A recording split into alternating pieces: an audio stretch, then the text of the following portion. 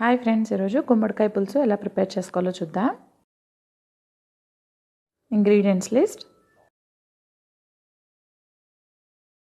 కావాల్సిన పదార్థాలు: ఉప్పు, కారం, పసుపు, చింతపండు, బెల్లం, పచ్చిమిర్చి, కరివేపాకు, కొత్తిమీర. ఉల్లిపాయలు తీసుకుని చిన్న ముక్కలుగా కట్ చేసుకున్నా.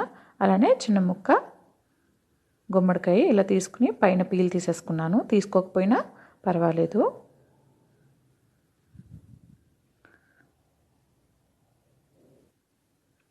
ఆవాలు, జీలకర్ర, సాయి మినపప్పు, వెల్లుల్లి రెబ్బలు.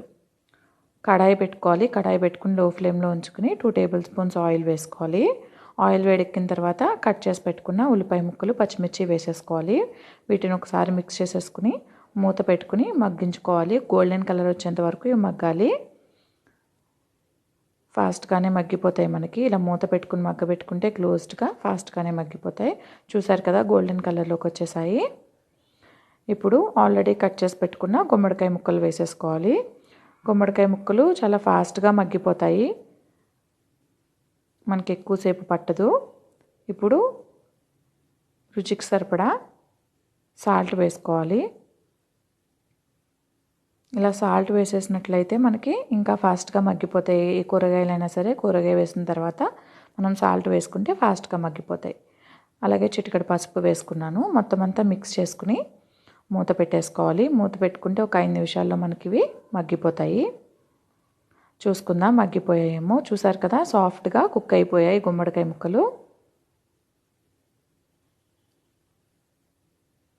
ఇది చాలా ఈజీగా అలానే చాలా ఫాస్ట్గా కూడా మనం ఈ గుమ్మడికాయ పులుసుని ప్రిపేర్ చేసుకోవచ్చు. ఇప్పుడు రుచికి సరిపడా కారం వేసుకోవాలి. వేసుకుని మొత్తం అంతా ఒకసారి మిక్స్ చేసేసుకోవాలి. ఇలా మిక్స్ చేసిన తర్వాత కొద్దిగా వాటర్ వేసుకోవాలి. వాటర్ వేసుకుని దీన్ని కుక్ చేసుకోవాలి. మనం మూత పెట్టుకుని ఒక 2 నిమిషాలు కుక్ చేస్తే సరిపోతుంది. ఈలోపు చింతపండుని నానబెట్టి ఉంచుకున్నాను ఒక 15 నిమిషాలు. దీన్ని గుజ్జు తీసేసుకుని పక్కన పెట్టేసుకోవాలి. ఇలా ఒక బౌల్లోకి తీసుకుని పక్కన పెట్టుకుందాం. చూసుకుందాం గుమ్మడికాయ పులుసు ఎంతవరకు వచ్చిందో. చూసారు కదా, దగ్గరికి వచ్చాయి నీళ్ళు. ఇప్పుడు తీసి పెట్టుకున్న గుజ్జుని వేసేసుకోవాలి, చింతపండు గుజ్జుని. అలానే బెల్లం కూడా తీపిని బట్టి, తీపి ఇష్టపడే వాళ్ళు ఇంకా ఎక్కువ వేసుకోవచ్చు, అంటే ఇంకా ఎక్కువ వేసుకుని మనం దీన్ని ఇంకా తీయగా ప్రిపేర్ చేసుకోవచ్చు. లేదు అనుకుంటే చిన్న ముక్క వేసుకుంటే సరిపోతుంది. మూత పెట్టుకుని దీన్ని మగ్గబెట్టుకోవాలి. చూసారు కదా, దగ్గరికి వచ్చేసిన గుమ్మడికాయ పులుసు రెడీ అయిపోయింది. ఇప్పుడు దీన్ని పక్కన పెట్టేసుకుందాం. పక్కన పెట్టుకుని తాలింపుకి రెడీ చేసుకుందాం. వేరే కడాయి పెట్టుకుని 1 టేబుల్ స్పూన్ ఆయిల్ వేసుకోవాలి. ఆయిల్ వేసిన తర్వాత ఇది వేడవ్వనివ్వాలి. వేడెక్కిన తర్వాత మనం ఆవాలు, జీలకర్ర వేసేసుకోవాలి.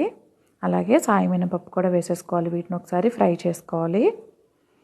ఇవి ఫ్రై అయిపోయిన తర్వాత పచ్చిమిర్చి, వెల్లుల్లి రెబ్బలు వేసుకోవాలి. వీటిని కూడా వేగనివ్వాలి. ఇవి వేగిపోయిన తర్వాత కరివేపాకు, కొత్తిమీర పెట్టుకున్నాం కదా కట్ చేసి, అవి కూడా వేసేసుకోవాలి. వేసుకుని మొత్తం అంతా ఒకసారి ఫ్రై చేసేసుకోవాలి. ఇలా ఫ్రై అయిపోయిన తర్వాత మనం ఆల్రెడీ చేసి పెట్టుకున్న పులుసు ఉంటుంది కదా, అది ఇందులో వేసేసుకోవాలి. ఎంతో రుచికరమైన గుమ్మడికాయ పులుసు రెడీ అయిపోయింది.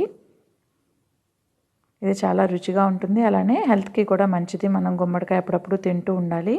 ఇలా ట్రై చేసి చూడండి, అందరికీ నచ్చుతుంది. దీన్ని వేడి వేడి రైస్లో ముద్దపప్పు, నెయ్యి వేసుకుని కాంబినేషన్, దీనికి ముద్దపప్పు, నెయ్యి చాలా బాగుంటుంది. ఇలా గుమ్మడికాయ పులుసు మీద ముద్దపప్పు, నెయ్యి వేసుకోవాలి. వేసుకుని దీన్ని కలిపి తింటే చాలా టేస్టీగా ఉంటుంది. మీకు నా వీడియో నచ్చినట్లయితే లైక్ చేయండి, షేర్ చేయండి, కామెంట్ చేయండి. అలాగే సబ్స్క్రైబ్ చేయడం మర్చిపోకండి. Thank you.